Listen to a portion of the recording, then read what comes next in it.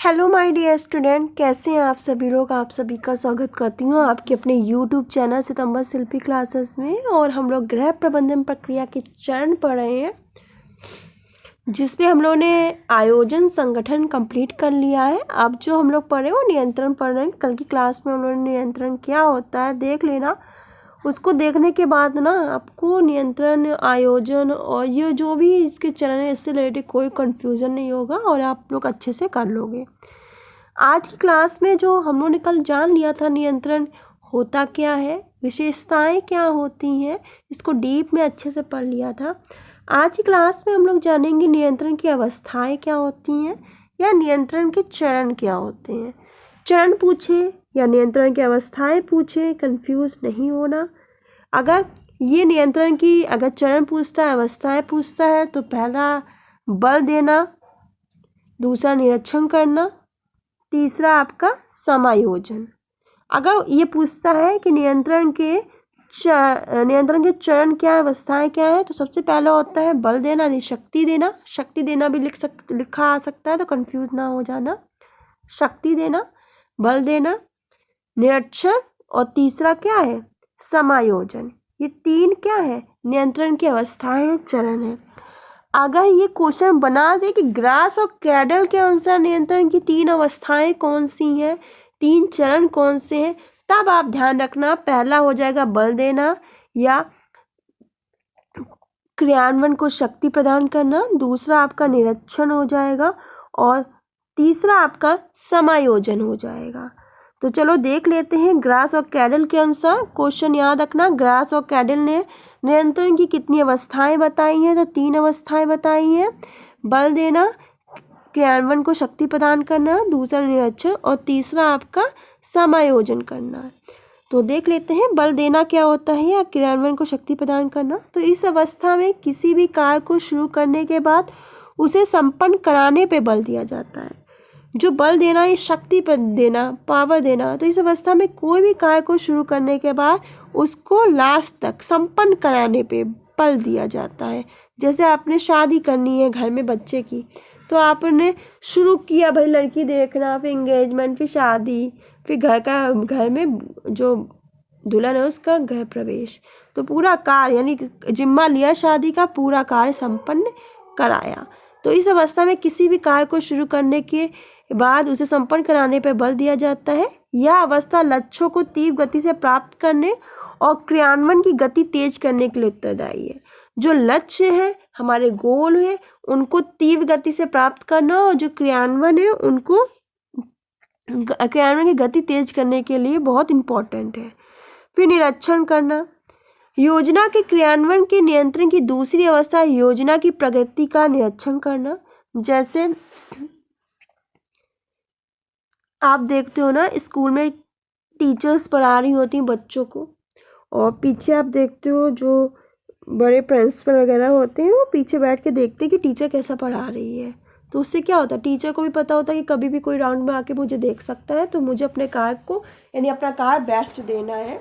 क्योंकि निरीक्षण में देख रेख मतलब उसको देखने के लिए उसका कार्य कितना सही से कर रहा है क्या नहीं कर रहा है, तो प्रिंसिपल भी राउंड मार सकता है। तो उसके अंदर एक भय बना रहता है, एक डर बना रहता है, और उससे उस डर और भय की वजह से वो अपने कार्य को अच्छे से करता है। वो 100% देने की कोशिश करता है, जिससे बच्चे के दिमाग में अच्छे से चीज़ें बैठ जाए और बच्चा अपना कार्य अच्छे से करे। तो योजना के क्रियान्वयन के नियंत्रण की दूसरी अवस्था योजना की प्रगति का निरीक्षण करना है। किसी भी कार्य के निरीक्षण द्वारा हम यह जान पाते हैं कि कार्य सुचारू रूप से तथा योजना के अनुसार हो रहा है कि नहीं। वांछित लक्ष्यों की प्राप्ति हेतु कार्य का निरीक्षण करना भी आवश्यक है। जैसे टीचर्स को बोला गया है कि अगले महीने मुझे पेपर कराने हैं, तो प्रिंसिपल ने बोल दिया है, और फिर प्रिंसिपल आके राउंड पे देख रही है कि टीचर अच्छे से पढ़ा रही है कि नहीं पढ़ा रही है। बच्चे 1 महीने के अंदर जो उनको समय दिया गया है उसमें ये चीज़ें सही से समझ पाएंगे, अच्छा रिस्पॉन्स दे पाएंगे कि नहीं। तो जब प्रिंसिपल राउंड मारेगी तो क्या होगा, टीचर के भी भय बना रहेगा और वो कोशिश करेगी कि हाँ अच्छे से अच्छा प्रेजेंटेशन दे। और अगर प्रिंसिपल भी देखती तो कहती हाँ टीचर अच्छा मेहनत कर रही है, बच्चों को अच्छे से समझ में आएगा। तो ये प्रिंसिपल यहाँ क्या कर रही है, निरीक्षण कर रही है। निरीक्षण करने से क्या हो रहा है, एक टीचर के अंदर भय उत्पन्न हो रहा है, एक उसको कार्य करने की एक लग रहा है कि हाँ निरीक्षण होगा, हमें ऐसा ऐसा कार्य नहीं करना, अच्छे से करना है क्योंकि राउंड में लोग देखेंगे, वो बेस्ट कार्य करेगी, बच्चों को बेस्ट सामान पहुंचाएगी, बस बेस्ट चीज़ें पहुंचाएगी और बच्चा अच्छा पेपर में करेंगे। समायोजन, देखो नियंत्रण की तीसरी अवस्था का अर्थ क्या है? समायोजन। आवश्यकता पड़ने पर योजना को समायोजित करना अर्थात नया निर्णय लेना। कभी कभी क्या होता है, हम प्लान बनाते हैं, बीच में कुछ ऐसी चीज़ें हो जाती हैं जिससे हमें क्या करना पड़ता है, प्लान चेंज नहीं कर सकते, उसी प्लान पे चलना है, पर हमें कुछ चीज़ों में हेर फेर करनी है, यानी अदल बदल करनी है चीज़ों पे, कुछ नए निर्णय लेने होते हैं जिससे कि हम उन निर्णय को, जो लक्ष्य है उनको प्राप्त कर सके, तो एडजस्टमेंट करना होता है। तो नियंत्रण की तीसरी अवस्था होती है आवश्यकता पड़ने पर योजना को समायोजित करना अर्थात नया निर्णय लेना। समायोजन से कार्य की पूर्व निर्धारित योजना में आकस्मिक बदलाव के कारण लक्ष्य प्राप्ति में पड़ने वाले प्रभावों को क्या किया जा सकता है? कम किया जाता है। जब हम प्लान हमारा वही है, पर क्या है, आवश्यकता पड़ी, अचानक से हमें कुछ चेंजेस करने पड़े, पर चेंजेस ऐसे करना है, ऐसा समायोजित करना है कि हमारे लक्ष्य पे कोई असर ना पड़े और हमारे लक्ष्य पे जितना हो सके, मतलब पड़ता है ऐसा तो नहीं, कोई भी अगर एकदम से आपको कह दिया जाए मैं सरप्राइज टेस्ट लेने जा रही हूँ, एकदम से आप डर जाओगे, पर अगर आप पहले से तैयारी करके रखोगे, पहले से आपके माइंड में चीज़ें क्लियर होंगी, तो आप क्या कर लोगे, कर ले जाओगे। तो वही चीज़ है कि हमारा प्लान वही है, पर कुछ चेंजेस करने पड़ते हैं अचानक, तो वो चेंजेस इस प्रकार किए जाएं कि हमारे जो लक्ष्य प्राप्ति में, उद्देश्य प्राप्ति में कोई प्रभाव ना पड़े और हमारे लक्ष्यों को प्राप्त किया जा सके। सफल यानी अच्छा और सकारात्मक पॉजिटिव नियंत्रण के कारक क्या हैं? तो देखो, कार्य योजना के क्रियान्वयन का सफल नियंत्रण कई कारकों पर निर्भर करता है, इनके बारे में जानते हैं। निरीक्षण में तत्परता होना आवश्यक है ताकि समायोजन करने में सरलता होगी। अगर हम किसी चीज़ का रोज निरीक्षण करें, अब देखिए आप मकान बनवा रहे हो, आप मकान बनवा रहे हो बच्चों, और आपने ठेकेदार को दे दिया, अब वो बना क्या डाल रहा है, क्या पाइपलाइन डाल रहा है, क्या नहीं डाल रहा है, आपका निरीक्षण करने ही नहीं जाते, उसने बना बनू के दे दिया, और बाद में पता चला आपने तो सब पैसा दे दिया, पर उसने लो क्वालिटी का सामान यूज़ किया, सब टूटने फूटने लगा। तो उससे क्या होगा, जो हमारा पैसा बर्बाद भी किया, टाइम भी बर्बाद किया, और जो हमने जैसा घर बनाने की सोची थी वो बन भी नहीं गया।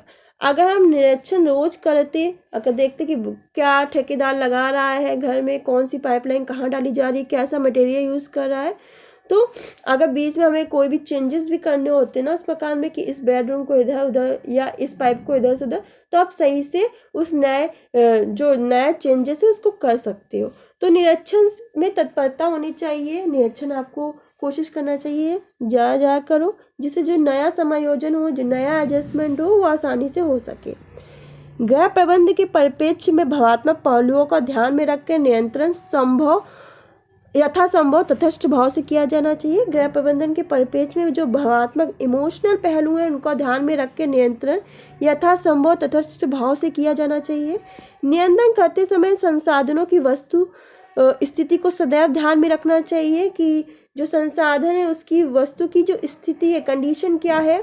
व्यक्तिगत लक्ष्यों और इच्छाओं को स्थान पर सामूहिक और पारिवारिक हितों का ध्यान रखा जाना चाहिए। व्यक्तिगत जो लक्ष्य है, इच्छाओं के स्थान पर जो व्यक्तिगत लक्ष्य है और इच्छाओं के स्थान पर हमें जो सामूहिक यानी ग्रुप और पारिवारिक हितों का भी ध्यान रखना चाहिए। सफल नियंत्रण के लिए लोचता बहुत होनी चाहिए, जो लोच में होना चाहिए, जैसे गेटिस होती है ना, उसको खींचा और फिर वो अपने आकार में आ गई, तो क्या है, गेटिस में क्या, लोच में है, लोच है कि आप जितना भी उसे खींचो तोड़ो मरोड़ो, पर वो अपने जो लक्ष्य है, जो उसका प्लान है उसको पाले। नियंत्रण को सफल बनाने हेतु आवश्यक सूचनाएं भी अवश्य एकत्रित करनी चाहिए। संबंधित योजना प्रक्रिया की जानकारी इंटरनेट से, मोबाइल ऐप, समाचार पत्र, पत्रिकाओं आदि से प्राप्त की जा सकती है। तो नियंत्रण को सफल बनाने के लिए हमें जो आवश्यक सूचना है वो भी एकत्र कर लेनी चाहिए। आजकल तो आप जानते हैं इंटरनेट आ गए, मोबाइल ऐप्स आ गए, समाचार आ गए, इनसे भी हम अपने जो भी प्लानिंग बनाई है उसके बारे में सूचना इकट्ठा कर सकते हैं और अच्छा नियंत्रण करेंगे, जिससे हमारा जो प्लान है, जो हमारे लक्ष्य है, उद्देश्य है, वो अच्छे से पूरे हो जाएंगे। तो ये थी आपकी नियंत्रण के जो चरण होते हैं वो थे, और इसको लेके कंफ्यूजन आपका ख़त्म हो गया होगा कि नियंत्रण के चरण क्या होते हैं। और इसी के साथ आज का नियंत्रण टॉपिक भी फिनिश हो जा रहा है। नेक्स्ट क्लास जो हम लोग की होगी ना बच्चों, वो मूल्यांकन की होगी, और मूल्यांकन को हम लोग डीप में अच्छे से पढ़ेंगे। मूल्यांकन होता क्या है, मूल्यांकन के प्रकार क्या होते हैं, और गृह प्रबंधन प्रक्रिया में मूल्यांकन का कार्य क्या होता है, इसको हम लोग डीप में पढ़ेंगे। तो आज हम लोगों ने जो फिनिश कर लिया है वो आयोजन, संगठन और नियंत्रण। लास्ट आपका चरण होगा गृह प्रबंधन का, जो लास्ट चरण है वो मूल्यांकन कल्प करके जो गृह प्रबंधन के चरण है वो खत्म कर लेंगे। उसके बाद हम लोग गृह प्रबंधन के जो तत्व हैं, उत्प्रेरक तत्व हैं, अभिप्रेरक तत्व हैं, इनको पढ़ेंगे। तो आज के लिए बस इतना ही, मिलते हैं नेक्स्ट क्लास में। धन्यवाद।